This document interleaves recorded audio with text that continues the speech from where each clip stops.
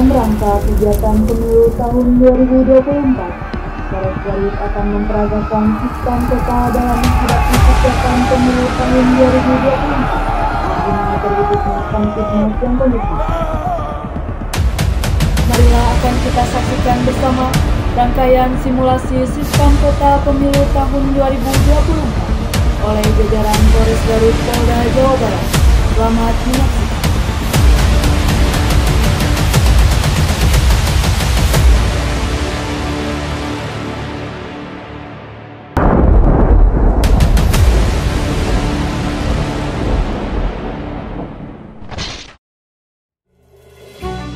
Kegiatan masyarakat yang melaksanakan aktivitas sehari-hari.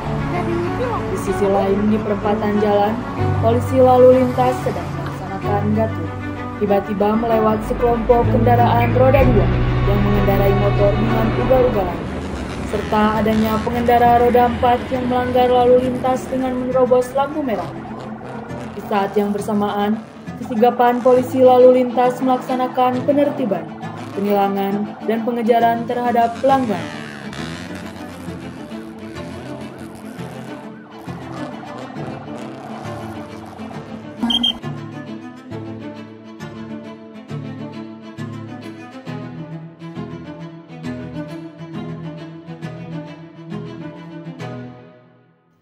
Pada bulan Agustus 2024, di lapangan Sarana Olahraga Ciatel, Kabupaten Garut akan dilaksanakan kampanye oleh pasangan Cabuk X. Di lapangan SOR, masyarakat mulai mendatangi lokasi dan menemui Cabuk X yang akan kampanye.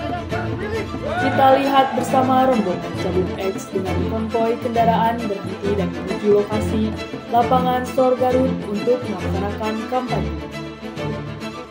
Dalam kampanye mendapatkan gangguan, kita saksikan bersama tim pengawal dengan sigap melaksanakan pengamanan terhadap Cabuk X dan tersangka dapat diamankan oleh anggota pengamanan setempat. Gangguan dapat diatasi. Setelah tahap pelaksanaan kampanye berakhir, selanjutnya memasuki tahap masa tenang selama 3 hari. Bawaslu melaksanakan patroli didampingi petugas Satuan Pamong Praja dan Kepolisian. Patroli menemukan adanya pamflet-pamflet kampanye caleg yang masih terpasang dan dilakukan penurunan maupun pencopotan oleh petugas Bawaslu. Di tengah perjalanan, terjadi penghadangan oleh orang tak dikenal yang akan menggagalkan pendistribusian kotak suara. Dapat kita saksikan bersama bagaimana anggota pengamanan kotak suara dapat melumpuhkan orang yang akan menggagalkan pendistribusian kotak suara. Kapolsek dan Danramil beserta anggotanya melaksanakan pengamanan kantor KPUD. Kita saksikan bersama sekelompok massa yang akan mendatangi kantor KPU. Massa mulai mendatangi kantor KPUD dan meneriakkan ketidakpuasan terhadap KPUD dalam penghitungan suara. Setelah tiba di kantor KPUD, massa mulai melakukan operasi dan meneriaki ketidakpuasan kepada KPUD dan menuntut agar ketua KPUD diturunkan. Tim negosiator beserta Kapolsek memberikan himbauan kepada massa agar tidak berbuat pelanggaran hukum. Kompi Dalmas awal membentuk formasi dengan tali dalmas atau tangan berkait menjaga agar tidak masuk ke kantor KPU. Melihat perkembangan situasi ini, Kapolsek melaporkan lewat HT perkembangan situasi kepada Kabag Op Polres Garut. Melihat perkembangan situasi ini, Kapolsek melaporkan tindakan massa ke Kabag Op Polres Garut. Situasi makin memanas, maka Kapolres Garut memerintahkan Danki Dalmas lanjut untuk laksanakan lapis ganti dengan dalmas awal.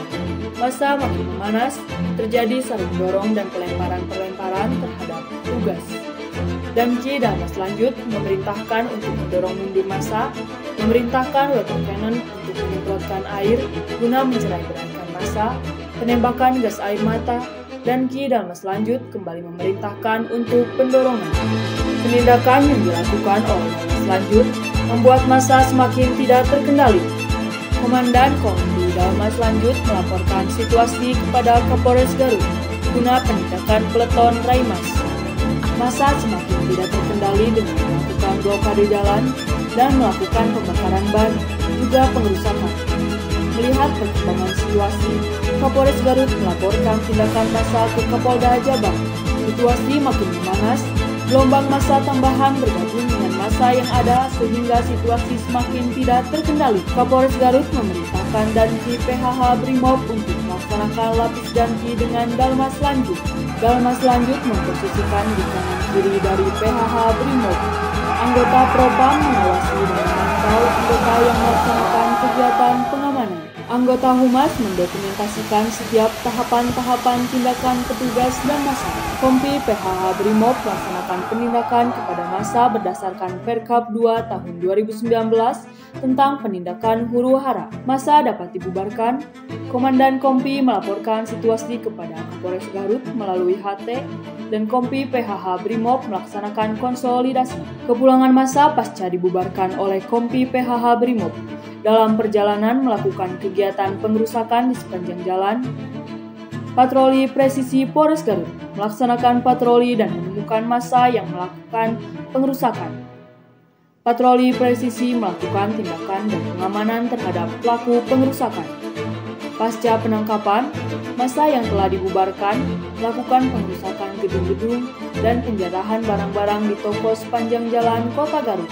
Satuan intelijen yang mengikuti perjalanan pulang massa melaporkan situasi yang terjadi di lapangan kepada Kapolres Garut.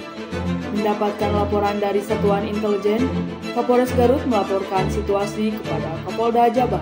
Kapolda Jabar memerintahkan Dansat Brimob Polda Jabar agar menurunkan detasemen 45 anti anarki guna membantu Kapolres Garut dalam penindakan kepada massa anarkis. Kapolres Garut memerintahkan detasemen 45 anti anarki melaksanakan penindakan pelaku anarkis. Pelaku anarkis melakukan pengerusakan, pembakaran dan penjarahan pertokoan yang ada di sepanjang jalan Kota Garut. Himbauan kepolisian, penembakan gas air mata dari Volcano, penembakan senjata api dengan amunisi hampa guna memberikan efek deteren, penembakan senjata kimia, penembakan amunisi karet. Komandan Detasemen 45 Anti Anarki melaporkan situasi kepada Kapolres.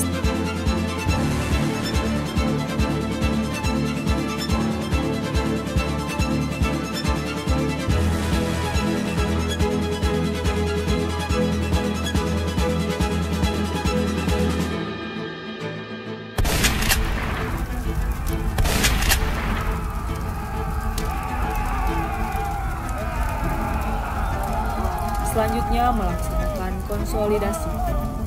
Pasca terjadi penindakan anarkis, terjadi di beberapa lokasi terdapat bangunan dan pertokoan yang terbakar dan pohon yang menghalangi ruas jalan. Tim Damkar Kabupaten Garut melaksanakan pemadaman api. Tim BPBD Kabupaten Garut melaksanakan pemotongan dan evakuasi pohon yang menghalangi ruas jalan.